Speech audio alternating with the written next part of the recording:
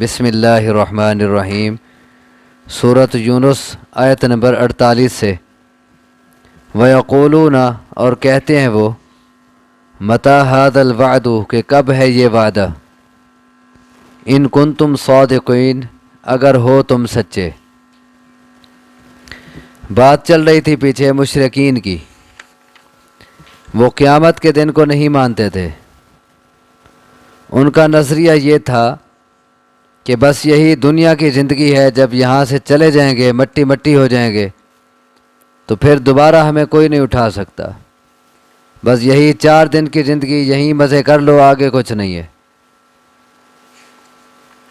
تو جب انہیں کہا جاتا تھا کہ نہیں، قیامت آنی ہے اور تمہارا حساب کتاب ہونا ہے، تو اس پر وہ سوال کرتے، وَيَقُولُونَ اور کہتے ہیں وہ، مَتَى هَذَا الْوَعْدُ کہ کب ہے یہ وعدہ، یعنی قیامت کا، ان کنتم صادقین اگر تم سچے ہو، اگر تم اس بات میں سچے ہو کہ قیامت آنی ہے تو پھر کب آئے گی۔ قل آپ فرمائیں، لا املک لنفسی ضرا ولا نفعا کہ نہیں اختیار رکھتا میں اپنی جان کے لیے بھی نقصان کا اور نہ نفع کا، الا ما شاء اللہ مگر جو اللہ چاہے۔ یعنی آپ انہیں جواب دیں کہ تم جو کہتے ہو کہ یہ وعدہ کب ہے اور کب قیامت آئے گی، تو آپ انہیں جواب دیں کہ میں تو اپنی جان کے بھی نفع نقصان کا مالک نہیں، تو قیامت تو ایک بڑی چیز ہے، وہ میرے اختیار میں کہاں ہے کہ میں اس کو ابھی لا کے تمہارے سامنے رکھوں، یا میں بتاؤں یہ فلاں سن میں آئے گی۔ یہ تو اللہ کے اختیار میں ہے کہ وہ جب چاہے گا قیامت کو برپا کر دے گا۔ آپ فرمائیں کہ میں نہیں اختیار رکھتا اپنی جان کے لیے نقصان کا اور نہ نفع کا۔ نقصان کا اختیار نہیں رکھتا یعنی اپنے آپ کو نقصان سے بچانے کا میں اختیار نہیں رکھتا، ولا نفع اور نہ نفع کا اختیار رکھتا ہوں، یعنی اپنے آپ کو نفع پہنچانے کا۔ نہ مجھے اپنے آپ کو نفع پہنچانے کا اختیار ہے، نہ نقصان سے بچانے کا اختیار ہے، الا ما شاء اللہ مگر جو اللہ چاہے، یعنی وہی ہوتا ہے جو اللہ چاہے۔ لکل امت اجل ہر امت کے لیے ایک وقت مقرر ہے۔ اذا جاء اجلهم فلا يستأخرون ساعة ولا يستقدمون جب آ جاتا ہے ان کا وقت مقررہ تو پس نہ پیچھے رہ سکتے ہیں وہ ایک لمحہ اور نہ آگے بڑھ سکتے ہیں۔ یعنی اگر قیامت فوری نہیں آ رہی تمہارے جرائم کے باوجود اور تمہارے شرک اور کفر کے باوجود، تو اصل اللہ کی ایک حکمت ہے، اس نے ایک نظام بنایا ہے کہ ہر کسی کو اس نے ایک وقت دیا ہے، اور ہر کسی نے وہ وقت اپنا پورا کرنا ہے۔ اس وقت تک اللہ انہیں مہلت دیتا ہے، وہ جو چاہیں کرتے رہیں، فوری نہیں پکڑتا۔ اب کوئی کہے دیکھو جی فلاں اتنا بڑا ظالم ہے، اسے تو کچھ بھی نہیں ہوا، فلاں اتنا بڑا مشرک ہے، وہ تو مزے کر رہا ہے، تو یہ اصل میں اللہ نے اسے وقت جو دیا ہے وہ تو اس نے پورا کرنا ہے، لیکن جب وقت ختم ہوگا پھر وہ بلائے گا اپنے پاس، اور جب وقت مقررہ آ گیا پھر ایک لمحہ نہ دیر ہوگی نہ اس سے پہلے جائے گا۔ ہر امت کے لیے ایک وقت مقررہ ہے، جب آ جاتا ہے ان کا وقت مقررہ تو پس نہ پیچھے رہ سکتے ہیں ایک لمحہ اور نہ آگے بڑھ سکتے ہیں، اس وقت سے پیچھے نہیں رہ سکتے، یعنی وقت آ جائے اور وہ پھر بھی دنیا میں رہ جائیں، ایسا نہیں ہو سکتا، اور وہ آگے بھی نہیں بڑھ سکتے، یعنی ابھی وقت نہ آیا ہو جو ان کے لیے طے تھا، مقرر تھا، اور وہ اس سے پہلے چلے جائیں، ایسا بھی نہیں ہو سکتا. جو وقت مقرر ہے عین اسی وقت اور اسی سیکنڈ میں اور اسی لمحے میں اس نے جانا ہے. ایک لمحہ اور ایک سیکنڈ کی بھی دیر نہیں لگنی. یہاں پہ ایک اور عقیدے کا مسئلہ سمجھ آ گیا. اصل تو بات چل رہی تھی قیامت کی اور اس پر دلائل پیش ہو رہے تھے، لیکن یہاں ایک اور بات سمجھ آ گئی کہ رسول اللہ صلی اللہ علیہ وسلم سے کہلوایا گیا کہ آپ فرمائیں کہ میں اپنی جان کے بھی نفع نقصان کا مالک نہیں ہوں. اور جب آپ صلی اللہ علیہ وسلم اپنی جان کے نفع نقصان کے بھی مالک نہیں تو پھر دوسروں کے نفع نقصان کے مالک ہو سکتے ہیں آپ؟ سوچنے کی بات ہے. جب اپنی جان کے نفع نقصان کے مالک نہیں پھر دوسروں کے نفع نقصان کے مالک بھی نہیں ہو سکتے. اچھا پھر جب رسول اللہ صلی اللہ علیہ وسلم جو اس پوری کائنات میں اللہ کی پوری مخلوق میں سے تمام انبیاء میں سے سب سے اعلیٰ اور عرفہ سب سے اونچا مقام آپ کا، تو جب آپ کسی کے نفع نقصان کے مالک نہیں تو پھر اور کوئی ایسا ہو سکتا ہے جو اپنے یا کسی اور کے نفع نقصان کا مالک ہو؟ قطعاً نہیں ہو سکتا. تو جب یہی بات ہوئی تو پھر کیا خیال ہے کہ جو لوگ کہتے ہیں یا رسول اللہ مدد یا اغثنی یا رسول اللہ، تو اس آیت پر ان کا ایمان ہوا؟ کیونکہ آپ سے تو کہلوایا جا رہا، آپ فرمائیں کہ میں اپنی جان کے بھی نفع نقصان کا مالک نہیں. جب اپنی جان کے نفع نقصان کا مالک نہیں تو تمہارا بھی نہیں، تو پھر پکارنا کس کو چاہیے؟ جو نفع نقصان کا مالک ہے، جس کی صفت یہ ہے قل اللہم مالک الملک تؤتی الملک من تشاء وتنزع الملک ممن تشاء. آپ فرما دیں، وہ بھی آپ سے کہلوایا جا رہا ہے، آپ فرما دیں قل اللہم مالک الملک، اے بادشاہتوں کے مالک، تو جسے چاہے بادشاہت عطا کرتا ہے، جس سے چاہے چھین لیتا ہے. وَتُعِزُّ مَن تَشَاءُ وَتُذِلُّ مَن تَشَاءُ، اور تو جسے چاہے عزت دیتا ہے، جس سے چاہے عزت چھین لیتا ہے، رسوا اور ذلیل کر دیتا ہے. بِیَدِکَ الْخَیْرُ، ساری خیر صرف تیرے ہاتھ میں ہے. اولاد دینا، روزی دینا، بیماری سے شفا دینا، مشکلات ٹالنا، ہر قسم کی خیر صرف تیرے ہاتھ میں ہے، سب کچھ کا مالک تو ہے. تو پکارنا تو پھر اسے چاہیے. اب کوئی کہے کہ یا رسول اللہ مدد، کہنا یہ اس آیت کے خلاف ہے، یا رسول اللہ مدد نہیں کہنا چاہیے، شرک بن جائے گا. کہتے ہیں دیکھو جی یہ رسول اللہ صلی اللہ علیہ وسلم کو نہیں مانتے، یہ گستاخ ہیں. اب گستاخ کسے کہتے ہیں؟ جو رسول اللہ صلی اللہ علیہ وسلم کی تعلیمات کو ماننے والا ہو یا جو ٹھکرا دے.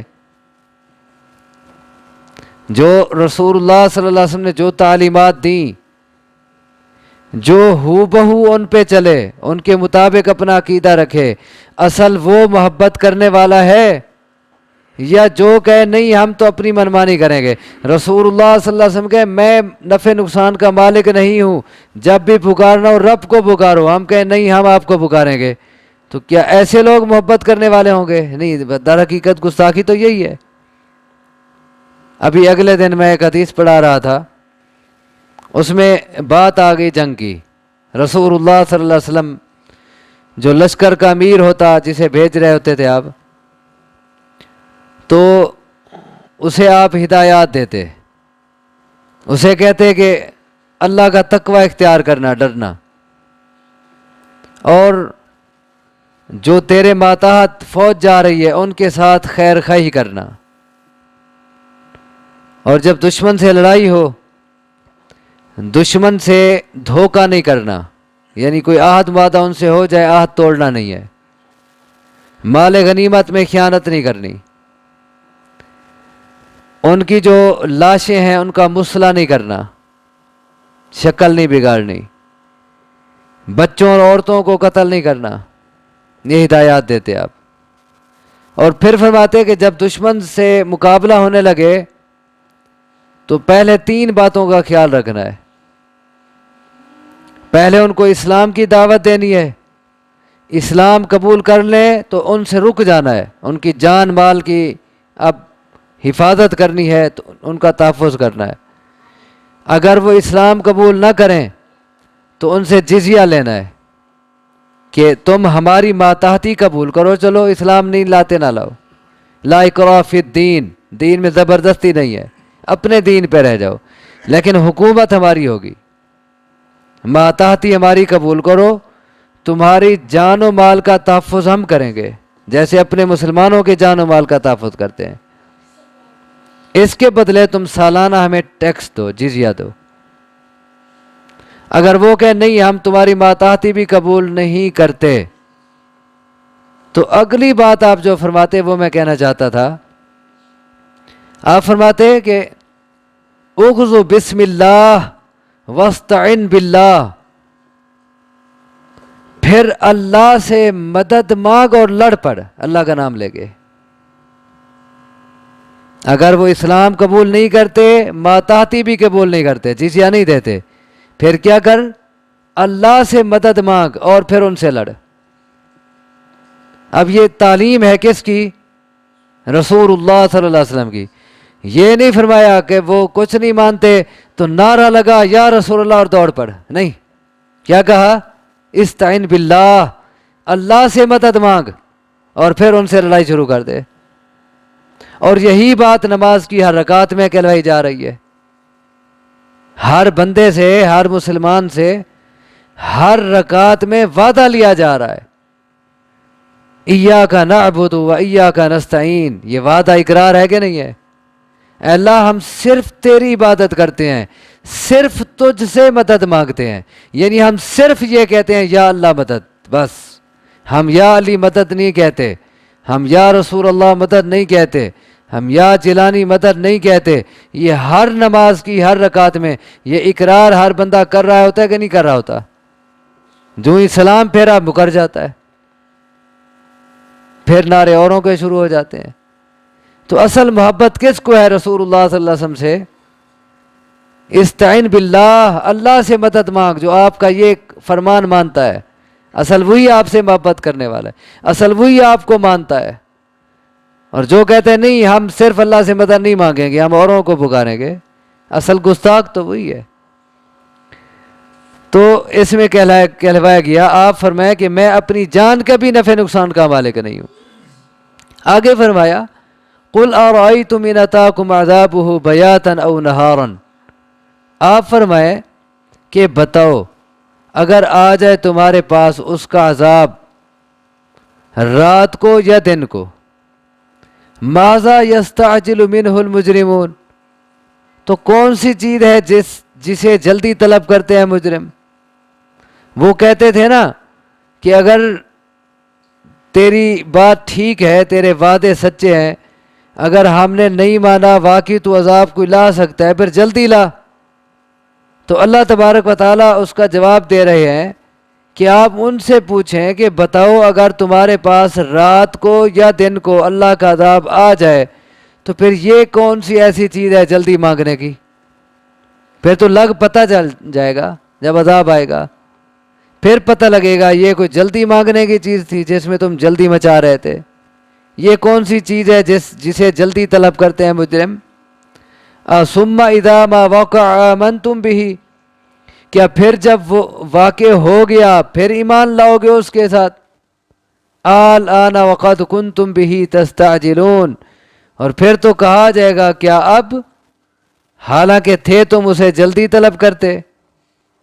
یعنی جب عذاب آ گیا پھر تم دوڑو گے کہ اب اللہ مانتے ہیں. جیسے فرعون نے کہا تھا جب ڈوبنے لگا، اس نے کہا تھا آمنت برب العالمین رب موسیٰ و ہارون، میں رب العالمین کے ساتھ ایمان لایا جو موسیٰ اور ہارون کا رب ہے. یہ وضاحت کی کیونکہ وہ بھی اپنے آپ کو رب کہتا تھا. جو موسیٰ اور ہارون کا رب ہے میں اس رب پر ایمان لے آیا ہوں. جب ڈوبنے لگا اللہ نے کہا الآن وقد عصیت، اب تک تو نافرمانی کرتا رہا، اب وقت ختم ہے. تو فرمایا تم عذاب جو جلدی مانگتے ہو وہ رات کو یا دن کو آ جائے. ثم اذا ما وقع، کیا پھر جب واقع ہو جائے وہ عذاب، آمنتم بھی، تو پھر ایمان لاؤ گے اس کے ساتھ. لیکن اگر اس وقت عذاب کو دیکھ کے، عذاب جب تم پہ آ پڑا اس وقت اگر تم ایمان لائے، پھر تم سے یہ کہا جائے گا الآن، کیا اب ایمان لاتے ہو، وقد کنتم بہ تستعجلون، حالانکہ تھے تم اسے جلدی طلب کرتے. اب تک تو تم کہتے تھے عذاب جلدی آئے جلدی آئے، اور جب آ گیا اب ایمان لا رہے ہو، اب وقت ختم ہے.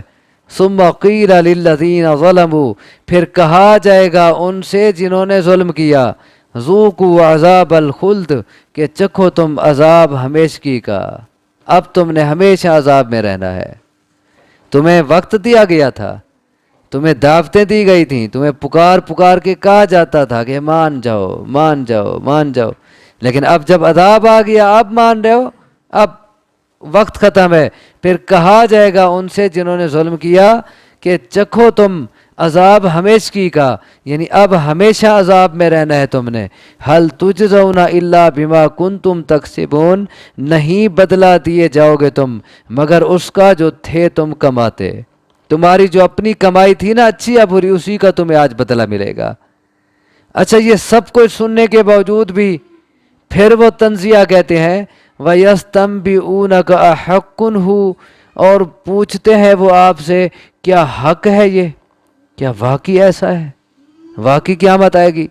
یہ سوال جو ہے ان کا پوچھنے کے لیے نہیں کہ وہ ایک جانچنا چاہتے ہیں یا وہ اپنی معلومات میں اضافہ کرنا چاہتے ہیں. وہ تو قیامت کو مانتے ہی نہیں تھے. وہ تو کہتے تھے کہ جب یہ ہڈیاں وہ سیدھا مٹی ہو جائیں گی پھر کون ہمیں اٹھائے گا. تو یہ تنزیہ طور پر کہتے ہیں واقعی ایسا ہوگا، واقعی ہوگا ایسا. یستنبئونک احق ہو، اور وہ پوچھتے ہیں آپ سے کیا حق ہے یہ. قل ای وربی، آپ فرمائے ہاں میرے رب کی قسم ہے. قسم اٹھا کے کہا گیا قیامت کے متعلق کہ نہیں مانتے نہ مانو. ای ہاں وربی، میرے رب کی قسم ہے. انہ لحق، بے شک وہ یقیناً حق ہے. اس میں کئی تاکید ہیں، انا تاکید کے لیے آتا ہے، لام تاکید کے لیے آتا ہے، یقیناً ضرور لازماً حتمی بات ہے کہ وہ حق ہے. وما انتم بمعجزین، اور نہیں ہو تم عاجز کر سکنے والے. چاہے تم مٹی مٹی ہو جاؤ تب بھی اللہ تمہیں دوبارہ بنائے گا، اور تم اللہ کو عاجز نہیں کر سکتے کہ وہ تمہیں نہ بنا سکے. ایسا نہیں ہوگا، وہ تمہیں بنائے گا اور تم نے اللہ کے سامنے پیش ہونا ہے. اللہ سے دعا ہے مجھے آپ کو سمجھنے کی، عمل کی توفیق عطا فرمائے. اقول قولی ھذا واستغفر اللہ لی ولکم، وآخر دعوانا ان الحمد للہ رب العالمین.